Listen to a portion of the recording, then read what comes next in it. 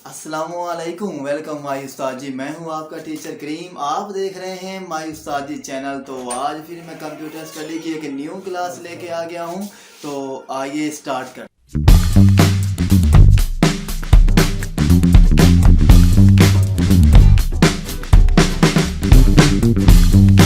है वो है information technology and multi hyper media. ठीक है, जो हमारे पास ये मल्टी हाइपर मीडिया है, ये वाला टॉपिक बहुत ज़्यादा इम्पोर्टेंट है। ठीक है, जो कि हमारे जो बोर्ड ऑफ व्यू से है, यूसी के लिहाज से भी बहुत ज़्यादा इम्पोर्टेंट है। ठीक है, इसको आप लोगों ने गौर से समझ लेना है। यानी कि ये वाला जो हमारे पास टॉपिक है multi media and hyper media. ठीक है, ये बहुत ज़्यादा इम्पोर्टेंट है। इसको आपने ये गालवन बोर्ड में 2 नंबर की डेफिनेशन आती है, इनके मल्टी और हाइपर मीडिया के दरमियान डिफरेंस बताना होता है। तो इस पे भी हम इंशाल्लाह बात करते हैं। अभी हम आगे थोड़ा-सा सबसे पहले हम क्या पढ़ेंगे कि हमारे पास जो इंफॉर्मेशन टेक्नोलॉजी होती है वो क्या है। ठीक है, सबसे पहले अगर हम इंफॉर्मेशन टेक्नोलॉजी को समझें तो हमारे पास जो इंफॉर्मेशन टेक्नोलॉजी है ये क्या है। इन इंफॉर्मेशन टेक्नोलॉजी ने क्या है कि ये जो हमारी वर्ल्ड है, यानी कि जो हमारी सोसाइटी है, इसको इसने क्या है ग्लोबल विलेज बना दिया है। ठीक है, अब मैंने यहाँ पे लफ्ज़ इस्तेमाल किया है ग्लोबल विलेज। ठीक है, अब हमारे पास ग्लोबल विलेज क्या होता है। ठीक है, ग्लोबल विलेज से बात क्या है कि अगर हम गाँव की बात करें, ठीक है, तो इंफॉर्मेशन टेक्नोलॉजी से पहले अगर हम गाँव में जाएँ तो क्या है कि गाँव में वो सहूलियात, वो फैसिलिटी नहीं थी जो कि एक सिटी में होती थी, ठीक है? लेकिन अब क्या है कि गाँव में भी हमारे पास क्या है, वैसे की वैसे ही फैसिलिटी हैं जैसे कि सिटी में हैं। ठीक है, तो ये सारा कुछ कैसे है? ये सारा कुछ इन्फॉर्मेशन टेक्नोलॉजी की वजह से, यानी कि जो गाँव हैं, जो जो लोग विलेजेस में रहते हैं, वो भी अब क्या है डे बाय डे अब खुद को मॉड्यूलेट करते आ रहे हैं। मतलब वो भी क्या है मॉडर्न से मॉडर्न होते आ रहे हैं। तो ये सारा कुछ क्या है इन्फॉर्मेशन टेक्नोलॉजी की वजह से है। क्योंकि अगर हम गाँव में जाएँ तो पहले क्या होता था, गाँव में हमारे पास इंटरनेट की कोई ख़ास सहूलत मौजूद नहीं थी, लेकिन अब है। ठीक है, ये सारा कुछ क्या है, ये बेसिकली इन्फॉर्मेशन टेक्नोलॉजी की वजह से इनकलाब आया है, ठीक है?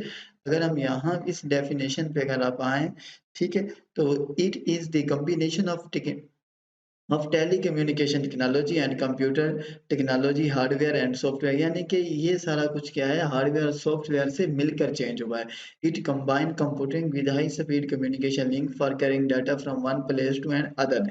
ठीक है, इस लाइन का मतलब क्या है कैरी डाटा, जो कि क्या है डाटा एक जगह से दूसरी जगह लेके जाते हैं। अगर हम आज से पहले कोई गालबन 30-40 साल जाएं, मतलब क्या कि उस वक्त हमारे पास क्या था वायरलेस का निज़ाम नहीं था, तो लोगों को क्या होती थी कि एक जगह से दूसरी जगह जब लोग अपना पैगाम मैसेज कन्वे करते थे, तो बहुत ज़्यादा दिक्कत होती थी, ठीक है? तो लोग क्या थे पिजन वगैरह मतलब कबूतर वगैरह का सहारा लेते थे। गालबन इस तरह की और भी हमारे पास उस वक़्त क्या थे कि एक जगह से दूसरी जगह भेजने का जो हमारे पास मैसेज का लिंकिंग था, वो बहुत ज़्यादा स्लो था। मतलब क्या कि कई-कई दिन मतलब कई-कई दिन हमारे स्पेंड हो जाते थे। तो आजकल क्या है कि हमारे पास निज़ाम जो है, सिस्टम जो है वो बहुत ज़्यादा फ़ास्ट है। ये सारा कुछ क्या है इन्फॉर्मेशन टेक्नोलॉजी की वज़ह से है।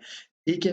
अगर आप यहाँ पे देखिए तो लिखा हुआ है टुडे इन एडिशन, मतलब ये टेलीफ़ोन सिस्टम आ गया, फैक्स मशीन आ गया, mobile phone and computer information, ठीक है? ये सारा कुछ क्या है इन्फॉर्मेशन टेक्नोलॉजी की बदौलत है, ठीक है?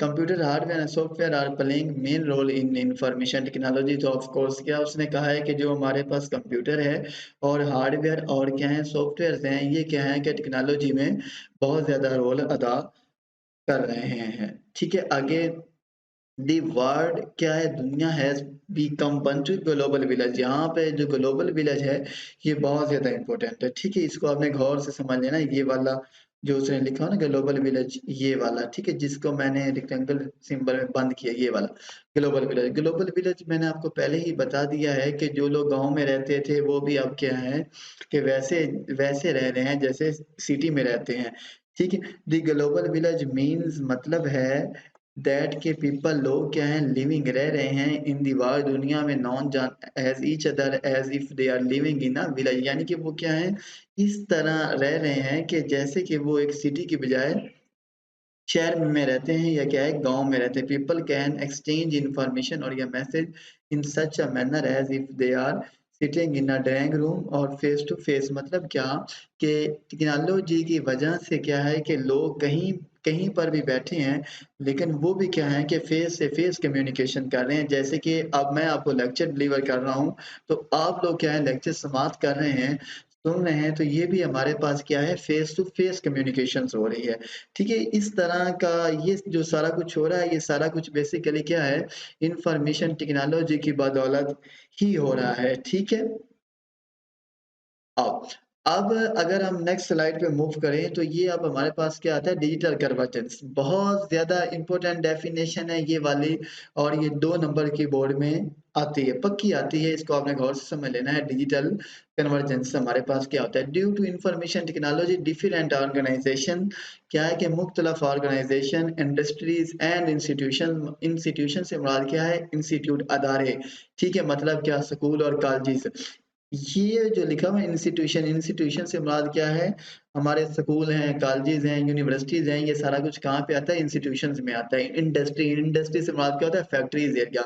ऑर्गनाइज़ेशन, ऑर्गनाइज़ेशन हमारे पास क्या होती है? बड़ी तंज़ीम होती है, वो हमारे पास एयरपोर्ट भी होते हैं, कॉलेजेस भी हो सकती है, फैक्ट्री भी हो सकती है, इंडस्ट्रीज़ वगैरह भी हो सकती है, ये सारा कुछ ऑर्गेनाइजेशंस में आता है are linked with each other वो क्या है कि एक दूसरे के साथ लिंक्ड है किसके जरिए हैं डीट मतलब क्या कि जो हमारे पास ऑर्गेनाइजेशन है इंडस्ट्री है इंस्टीट्यूशन है ये सारे क्या है कि दूसरे के साथ लिंक्ड है ये किसकी मदद से एक दूसरे के साथ लिंक्ड है due to information technology they are linked with each other by using modern technology and और अदर इलेक्ट्रॉनिक डिवाइस दूसरी इलेक्ट्रॉनिक डिवाइस की वजह से और क्या है कि मॉडर्न टेक्नोलॉजी की वजह से ये क्या है एक दूसरे के साथ लिंक्ड है this electronic margin of different organization industries and institution to exchange information between them is called digital convergence ठीक है the information can be हो सकती है in the form of video audio text and graphics act वगैरह ये हमने पीछे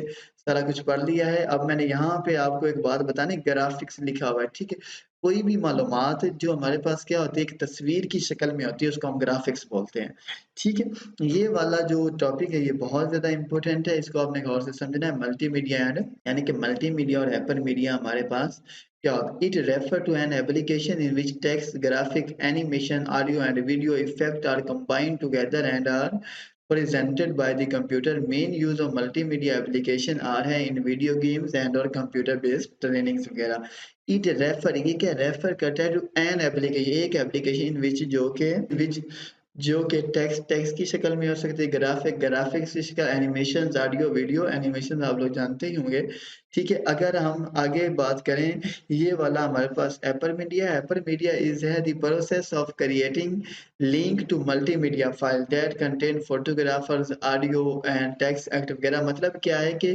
हम हाइपर मीडिया को उस वक्त इस्तेमाल करते हैं जब क्या है हमने डिफरेंट फाइल्स के अंदर लिंक क्रिएट करना हो फर्ज किया ये अब हमारे पास क्या एक बॉक्स है ठीक है जो मैं व्हाइट कलर का आपके सामने बना रहा हूँ ठीक है और इसी तरह का ये क्या है हमारे पास एक दूसरा बॉक्स है ठीक है अगर आप गौर से देखें तो मतलब इस बॉक्स में मैंने क्या कहा कि ये क्या है जी हमारी फाइल एफ से मान के ये क्या है फाइल 1 है और इसी तरह मैंने क्या कहा है जी फाइल 2 है ठीक है अब हमने क्या है फाइल 1 और क्या है फाइल 2 के दरमियान क्या लिंक क्रिएट करना है ठीक है अभी क्या है कि इनके दरमियान किसी किस्म का कोई लिंक क्रिएट नहीं है जब फाइल 1 और क्या है फाइल 2 के दरमियान आपस में लिंक क्रिएट हो जाएगा तो उसको हम लोग क्या बोलेंगे हाइपर मीडिया क्योंकि हाइपर मीडिया क्या है hyper media is a process उसने क्या कहा कि ये क्या है एक प्रोसेस है ये वाला यहाँ पे प्रोसेस ऑफ क्रिएटिंग लिंक ये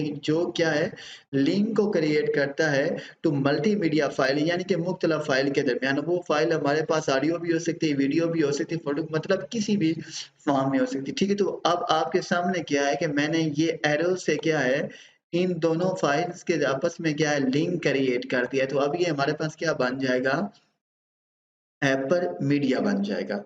ऑलराइट, उम्मीद है आज की भी क्लास आपको समझ आई होगी। So alright, welcome back. तो आज की क्लास हमारी यहीं तक थी। तो प्लीज़ अगर आपने वीडियो को लाइक नहीं किया, वीडियो को लाइक कीजिए। अगर आपने अभी तक माई उस्तादी चैनल्स को सब्सक्राइब नहीं किया तो यार सब्सक्राइब कीजिए। Thank you.